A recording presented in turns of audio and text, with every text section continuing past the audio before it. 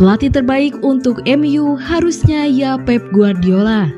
Manchester United masih belum bisa lepas dari kritik. Memang kerja keras Erik ten Hag mulai sedikit membuahkan hasil di lapangan. Tapi tetap saja level MU yang sekarang masih belum kembali ke level top seperti dahulu. Musim ini adalah musim kedua ten Hag di kursi pelatih MU. Bos asal Belanda itu terbukti berani mengambil keputusan-keputusan besar, termasuk mencadangkan dan melepas pemain yang dianggap tidak masuk proyeknya. Ten Hag sudah bekerja dengan sangat baik musim lalu.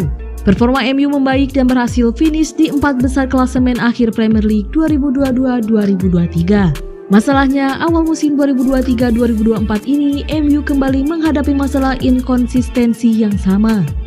Ten Hag pun mulai menghadapi tekanan. Pakar Premier League Simon Jordan mengomentari kondisi tersebut. Saya rasa tidak akan ada pengamat atau bahkan fans MU yang paling bodoh sekalipun yang percaya bahwa tim mereka hampir menyalip Man City. Pemain-pemain mereka tidak tampil di level seharusnya. Kinerja manajemen tidak cukup bagus. Kebijakan rekrutmen mereka juga salah. Lebih lanjut, Jordan juga ditanya apakah Ten Hag adalah pelatih terbaik untuk menangani MU sekarang. Tidak, menurut saya tidak. Dia memang pelatih yang sangat bagus dan sangat mampu, tapi dia bukan yang terbaik di kelasnya. Lanjut Jordan. Menurut saya pelatih yang terbaik di level itu saat ini ada di seberang kota, Josep Guardiola. Juga menurut saya yang terbaik di levelnya adalah Jurgen Klopp. Tandas Jordan.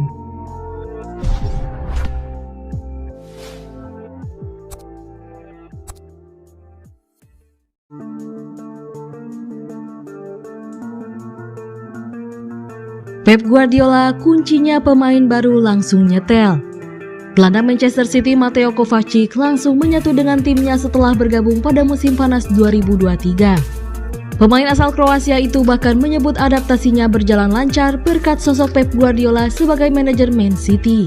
Dalam 4 pertandingan pertama Man City di Premier League musim ini, Mateo Kovacic selalu mendapatkan kesempatan bermain. 3 di antaranya bermain sebagai starter, yaitu saat menang 5-1 atas Fulham, 2-1 atas Sheffield United, dan 1-0 atas Newcastle United.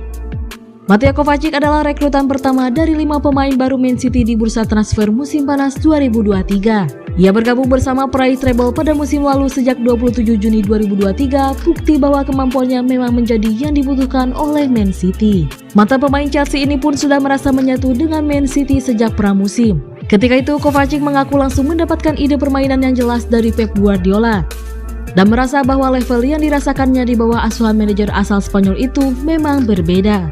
Saya di sini baru 2 pekan, tetapi Anda bisa melihat bagaimana dia memiliki gagasan jelas untuk apa yang dia inginkan.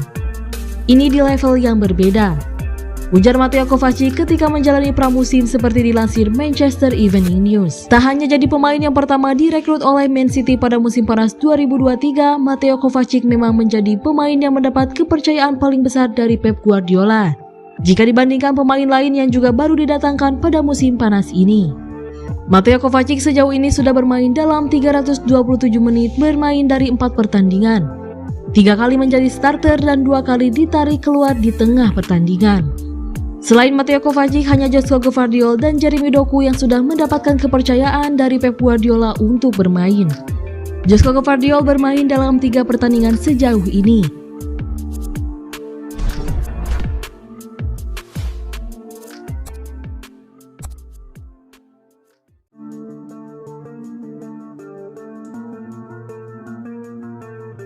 Kyle Walker tantang Man City juara lebih awal. Sang juara bertahan Manchester City telah memenangkan 5 dari 6 gelar terakhir Premier League dan diunggulkan untuk memenangkan gelar keempat secara beruntun pada musim ini. Paling tidak, hingga saat ini City menjadi satu-satunya tim di Liga Inggris yang masih mencatatkan 100% kemenangan dari 4 pertandingan pembuka. Kyle Walker yang menjadi kapten tim di awal musim sebelum pemilihan kembali kapten yang baru, menantang para pemain di awal musim untuk tidak melakukan kesalahan serupa seperti musim lalu di mana mereka tampil kurang konsisten. Walker menantang para pemain untuk menjadi seperti performa City yang tampil memukau di musim 2017-2018 di mana mereka memenangkan 19 dari 20 pertandingan pertama dan bermain imbang dengan 1 pertandingan lainnya untuk secara efektif memenangkan gelar juara sebelum tahun baru. dan akhirnya mengklaim gelar pada bulan April 2018. Saya pikir penting untuk memulai dengan awal yang baik. Kami selalu mengejar ketertinggalan, kata Walker dilansir dari Manchester Evening News. Saya mengatakan hal itu kepada para pemain di awal musim. Mengapa kami tidak mencoba untuk mengejar ketertinggalan? Seperti yang kami lakukan pada musim 2017-2018, daripada mengejar atau menunggu orang-orang yang kehilangan poin. Dan kami telah memulai dengan awal yang baik, rekor 100% di Premier League. Sekarang kami akan menjalani laga internasional dan memastikan kami menjaga diri kami di sana juga tampil baik untuk negara kami, dan juga memastikan bahwa kami akan menghadapi periode sibuk dengan penuh semangat.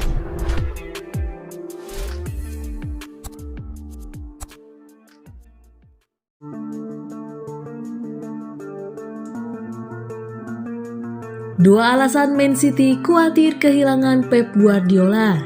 Sejumlah tokoh di FA PSSI-nya Inggris ingin agar Pep Guardiola mengambil alih The Three Lions, terutama setelah Euro 2024 saat Gareth Southgate diperkirakan akan selesai kontraknya.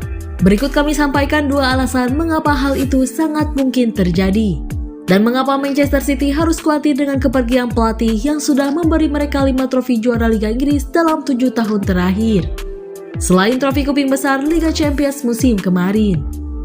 Ada satu alasan terbesar mengapa Manchester City harus khawatir kehilangan Pep, dan mengapa FA Inggris begitu yakin akan berhasil membujuknya untuk mengambil alih Marcus Rashford, Phil Foden, Jack Grealish, dan rekan-rekannya.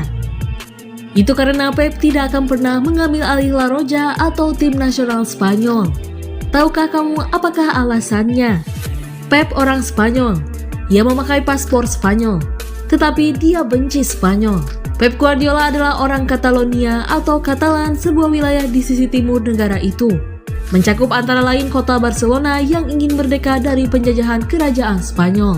Alasan kedua, kontrak Guardiola berakhir pada Juni 2025. Jika ia tidak diperpanjang kontraknya oleh Manchester City, maka karirnya saat ini akan berakhir pada Juni 2025. Itu berarti hanya selisih 1 tahun lagi saat FA Inggris berencana mendekatinya usai berakhirnya kompetisi Euro 2024. Ketika kontrak Southgate tidak akan diperpanjang. 1 tahun berarti tidak terlalu besar kompensasi yang harus dibayarkan oleh FA saat mereka mencoba merekrut Pep dan merebutnya dari tangan Manchester City. Mungkin hanya beberapa ratus miliar rupiah saja.